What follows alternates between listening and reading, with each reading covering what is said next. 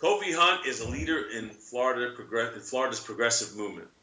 He was inspired by Arab Spring and in 2012 and impressed by the rapid mobilization, the Tea Party, and their impact of Florida on Florida elections, and began working as a professional organizer. He's worked for labor unions on community and electoral campaigns. He's currently building coalitions across diverse progressive groups. Some of the issues he has been working on are immigration reform, the healthcare system, education, and poverty. Kofi was also a 2013 Netroots Scholar at the annual event Netroots Nation. That's located in San Jose, California. And he is currently the project coordinator for Awake Pinellas and the community organizer with the Florida branch of the Service Employee International Union. Ladies and gentlemen, please welcome Kofi Hunt. Hi everybody, how are you doing? So I'm doing this video to talk to you a little bit about coalitions and movement building. Um, a lot of times we hear about building a movement. Obviously, we've seen some pretty powerful movements in the past few years, like Occupy and currently Black Lives Matters. We also hear a lot about coalition building. So I'm going to talk to you a little bit about the differences between both as pertains to my knowledge and steps to build both. I'll talk to you based on some examples I've used, and then I'll talk to you more importantly about integrating the two. So as it comes to it, let's start with coalitions. Coalitions are something that tend to be built all the time because you can't address an issue from one perspective. Um, Sometimes it's thought of that diversity of actors can be a deterrent towards achieving success. But actually, think about it like in a military sense. Like the Navy does the oceans, the Air Force does the air, and the Army does the land. If one of them tried to achieve a goal by themselves, they wouldn't be able to achieve it. Similarly, if you have environmental groups, you have minority justice groups, you have labor groups, you have women's groups. If you have them coming together to tackle a issue that affects all of them, like for instance public health, they'll have a better opportunity to address that because a lot of things when it comes to organizing are about networks. That's how you reach people. And so that's why coalitions are important because you can have established groups. It's very important. A coalition is established groups. A coalition is not activists getting together, it's organizers getting together. Organizers are part of established groups and have established networks. There's a difference between an activist and an organizer. In my understanding, a difference between an activist and an organizer is that activists do things, organizers leverage people to do things. Both are integral towards social justice, both are integral towards change, but it's very important to understand the distinction between the two. Um, so once you have established groups, you need to decide specifically what you're going to work on. Coalitions tend to form to address specific issue, and then they tend to more or less disperse eventually. That's fine because they tend to build new networks and associations that can go forward and do better work. But once you, but Next I'll move on to movements. I'll talk a little bit about the steps of building a coalition a bit later. Movements now are very, very interesting.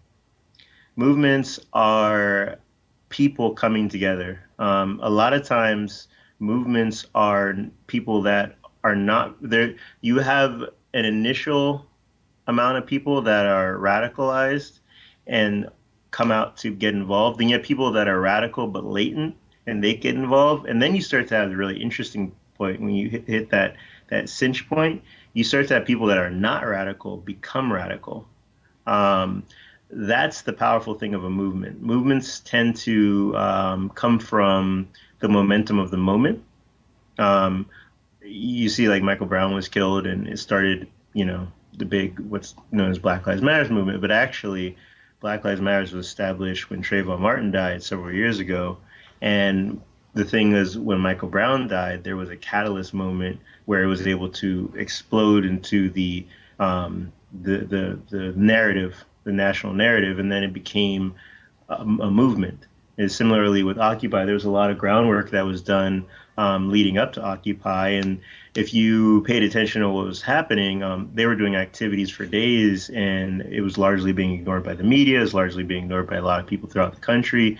But they steadily started to attract more and more people. People started to leave from where they lived all over the country and go there, and then it reached that clinching point where then it became a movement, and then it sparked up all throughout the country.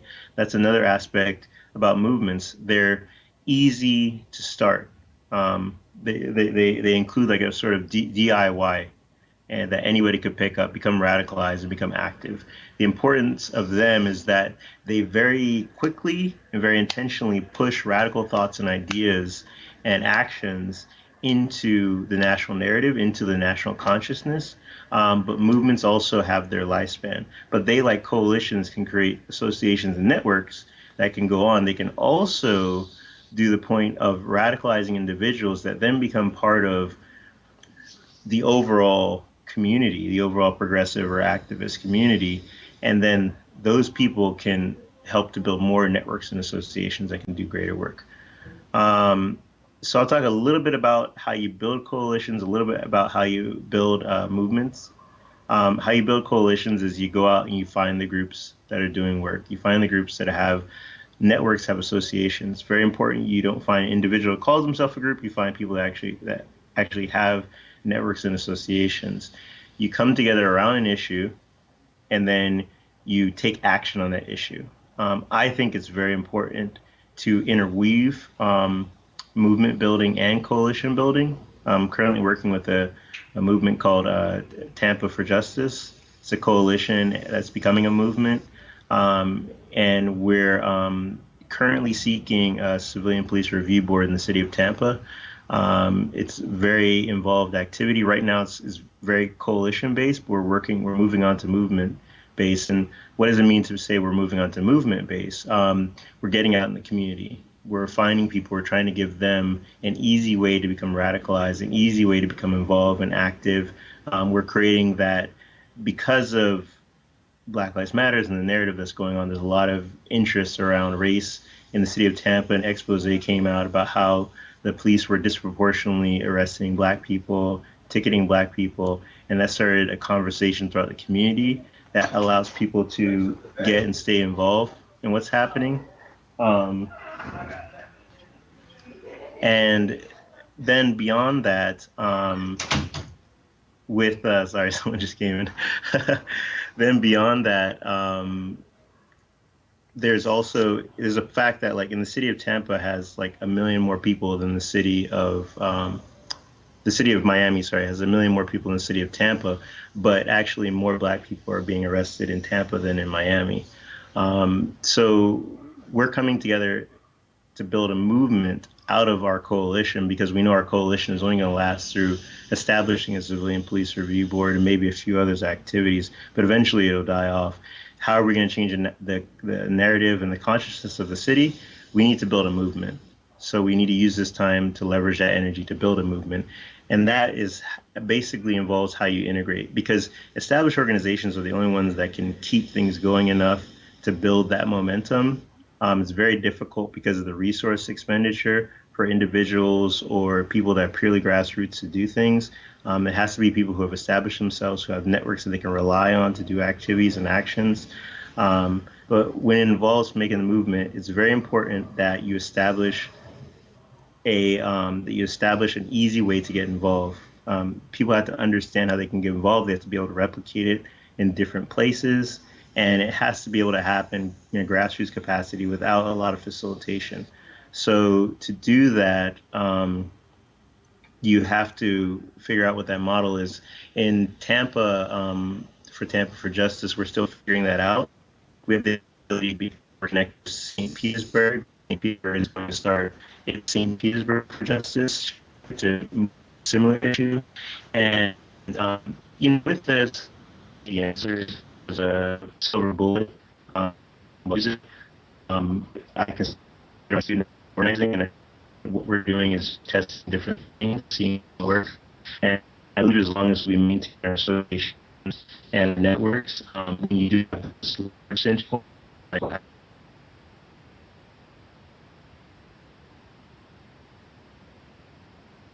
and never really stop, essentially. So yeah, that's a little bit about coalitions and movement building. Um, does anybody have any questions? I think these things go well when it's a Q&A more than just me talking to you.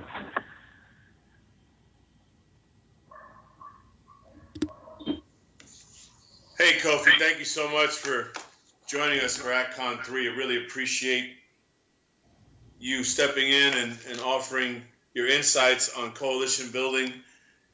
Wanted to give you a couple of questions as well and cover some other ground.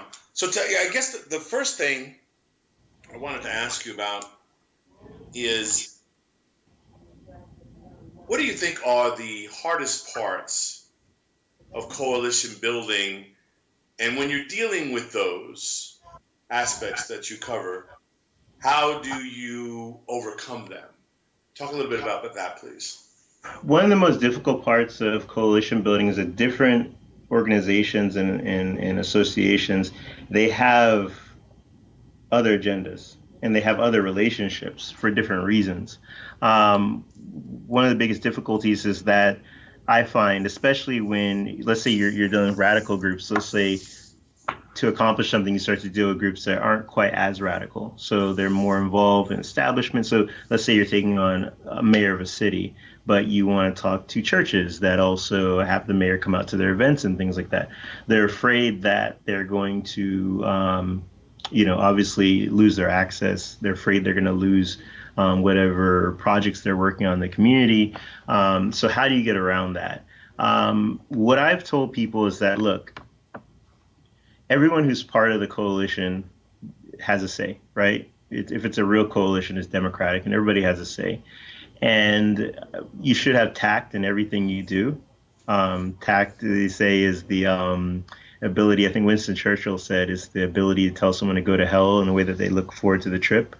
So if you're going to do something that's potentially problematic, like do a sit-in or some sort of civil disobedience or something like that, and certain coalition partners like churches, like, whoa, whoa, whoa, you have to listen, hear them out, and they should have the right to be part of it or not be part of it, to associate or disassociate. But everything should be done with the understanding that you're not just doing this for yourself. You're doing this with the coalition, and everyone has to have a say. And once you have that happen, even if someone wants to like not be associated with it in a bit, or be against it, you're still able to maintain those associations and those relationships and those networks, which is at the end of the day the most important thing. Fantastic. Next question for you. How do you get activists who have already given up on voting, for example, to get engaged politically again? That's a very, very interesting question. I'm an organizer that believes in tenacity, but I don't believe in getting water from a rock. There's some things that are beyond an individual organizer's ability. There's some things that to do them, you have to shift the overall environment. Like, let's say what's happening right now. Obviously, Bernie Sanders is getting a lot of people politically active who before him had no interest in elections, which is beautiful. On the other side, but still towards the left leaning, Donald Trump is getting a lot of left leaning people very politically active. I have a friend that's not. He's progressive, but he doesn't involve in anything. He didn't even vote in our last gubernatorial election because he even though he hates our governor, he just didn't care enough. But he's saying that he's going to vote if because he doesn't want Donald Trump to be president. When it comes to those points, right? When it comes to those points, it's like being a surfer, right? It's a wave. It's coming up, and it's important for you as an organizer to paddle out to that wave, to confront it, and then to ride it. When I see my friend saying he's willing to vote in the next presidential election, and he's progressive, so he's going to vote progressive, and he's going to vote likely how I tell him to vote, it's important for me to add him to my roles of people that we have that are going to vote progressive. It's important to me to make sure that he gets out and vote, make sure he's registered to vote by mail so it's convenient and easy. That's what activists have to do. They have to go out, they have to pay attention to what's happening in momentum. You can do work to build momentum, but it takes a lot of work. It involves overall like changing an environment sometimes. So I'm not saying it's impossible. I'm just saying that it's very difficult, and you would have to do it far out, like a year, 2 years, 5 years, 10 years sometimes, which is fine. That's what you should be intending to do. You should be saying, this is what I'm going to do for the foreseeable future if you want to create any real change. Great. Let's talk a little bit about keeping coalitions together. Oh yeah. Whenever a coalition forms between people who don't know each other, for example, things Yeah. can get very tense, especially at 1st. Mhm. How do you keep a coalition together once you've started it? Very important to have strong facilitation rules. You want to set up when you start the meetings, you want to set up and you want to be like, look, everyone here comes from different backgrounds, but assume the best intentions. They wouldn't be in this room if they didn't care about this issue. Because people have a tendency to typecast people, stereotype people, and they might like for instance, say we're addressing a civilian review board for the police in Tampa. So some people might come in our group, some people at our table, they agree with what we're saying, but they also are favorable towards the police in respect. So they'll come and they'll be like, "Oh, well, I don't hate the police," and we're like, "We don't hate the police."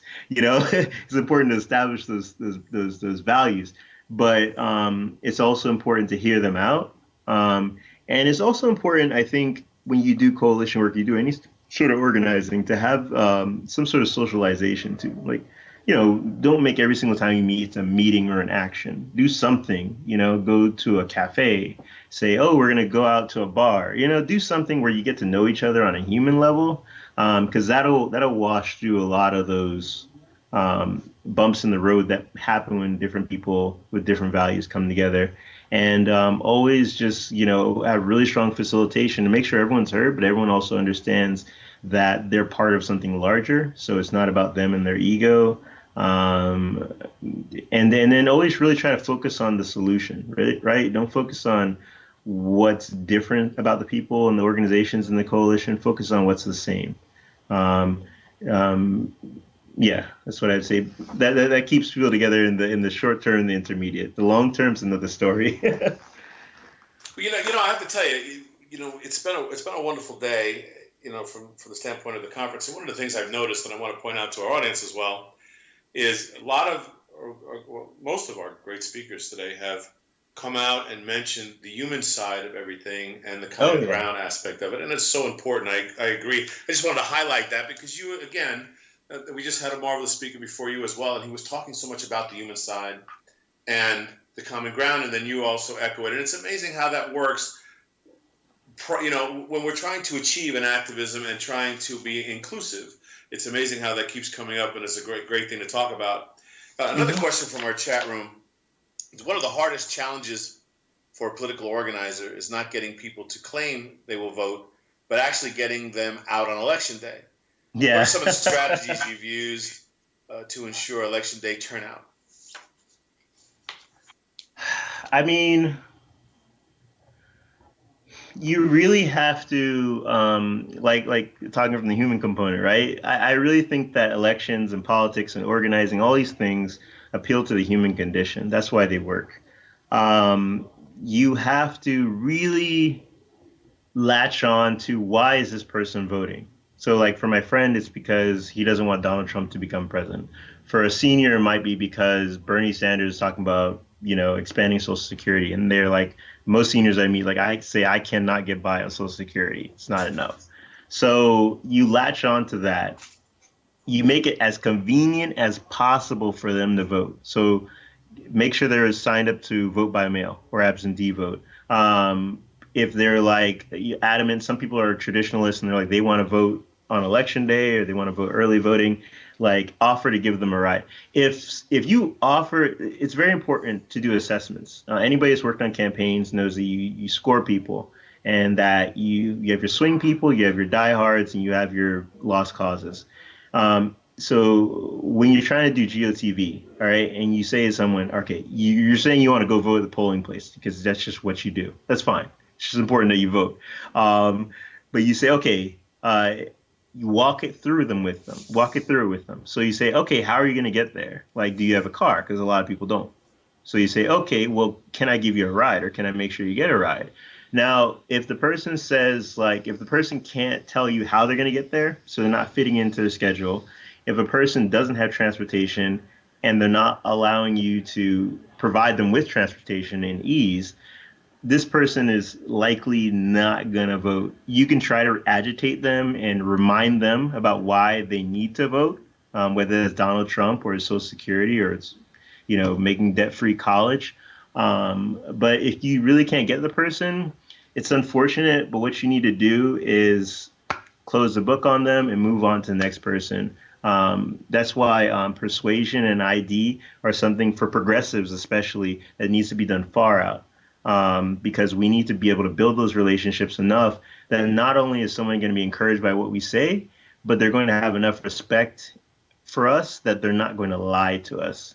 They're not going to say what they're going to say just to get us out of their face. They're going to be honest, and they might even just say, "Look, I really think it's important to vote, but it's election day and I haven't even fed my kids and I can't get down to the polling place, so I'm just not going to vote." And or they're just like, "Look, I was watching that debate last night and I'm just really and I don't care. I'm not going to vote." Or if they say like, that they are going to vote, it's very important to determine that, to put them in the right slot and then to get out there and vote. And it's also important because it's very important with movements and with campaigns and stuff.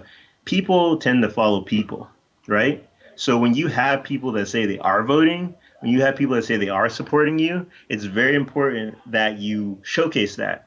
If people out there see a lot of people supporting you, a lot of people voting for you, they become more encouraged. Although it's very important when it deals with elections, never let people think that you have it in the bag. I just want to put that out there. So never say, "Oh, we have all these people voting for us. We're good," because then someone might be like, "Oh, I guess I don't have to vote then." Don't do that. But yeah, like showcase people that are standing up for you, that are voting. Always call to action. And if someone assess people well, and if someone's not going to be a good voter, then close a book on them and move on to the next person. Fantastic. We have a couple of minutes left, and I want you to use that time, please, to give to our audience what you think the most important aspect is of activism and how they can be part of it to help our society get better. Give me a 2 minute soundbite on that, please. The most important thing with activism is to integrate it into your life. Activism is going to take a lot of your energy, it's going to take a lot of your time, and it's very important for you to, if you have a very active life, to balance. And even if you don't have a very active life, to balance it. You can help in small ways, you can help in big ways, but every little bit helps because most activists are volunteers, and there's a lot of work that needs to be done. And really understand too that like you might have like a particular perspective or issue, but it's not just going to take women's issues or black issues or environmental issues or labor issues to solve what needs to happen. It's going to take all of them. You might not understand the full scope of the experience of what other people are coming from, but trust that is their experience and that it is a struggle. Like we are all dealing with the struggle, and welcome them in, help them when you can, and invite them to help you. And, you know, if that doesn't seem as reassuring, I'll tell you that through the years, through building relationships, you'll be surprised how you can bring people over to understanding your experience and how you can understand their experience more. And that those relationships and those associations, those networks can build better toward a better future for all of us. Kofi, thank you so much. Fantastic presentation, great conversation. Thank you. We look forward to AdCon. Thank you for coming to AdCon 3. We're very glad to have you, and we look forward My to pleasure. working with you in the future. And you take good care and be well, and look forward to talking to you again. Thank you. Take care. Bye bye, everybody.